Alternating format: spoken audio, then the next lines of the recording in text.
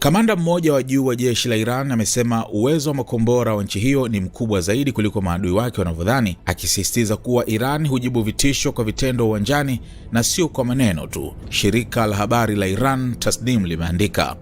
Meja Jenerali Ali Abdullahi, kamanda wa makao makuu ya Hatam al-Anbiya, alitoa kauli hiyo Jumapili na kuishutumu Marekani na Israel kwa kufanya makosa tathmini kuhusu uwezo wa kijeshi wa Iran.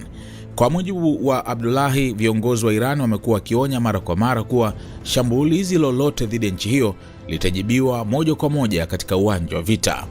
Natumaini maadui sasa wameelewa kuwa Iran si nchi ya maneno matupu, bali ni taifa linalothibitisha kauli zake kwa vitendo, alisema. Kamanda huyo alisema silaha za Iran zimeboreshwa zaidi kuliko hapo awali, zikionyesha uwezo mkubwa wa uimara, usahihi na nguvu ya mashambulizi. Aliongeza kuwa uzoefu uliopatikana katika vita vya zamani umeimarisha uwezo wa operesheni wa vikosi vya Iran, jambo ambalo sasa linaonekana wazi katika mapambano ya sasa. Abdullahi pia alipuuza madai ya maadui kuwa wanajua ukubwa wa akiba ya makombora ya Iran. Adui mara nyingi hudai kuwa anajua idadi ya makombora ya Iran, lakini wanapaswa kuyahesabu uwanjani, ndipo watagundua kuwa hawajui chochote kuhusu uwezo wetu wa kweli, alisema.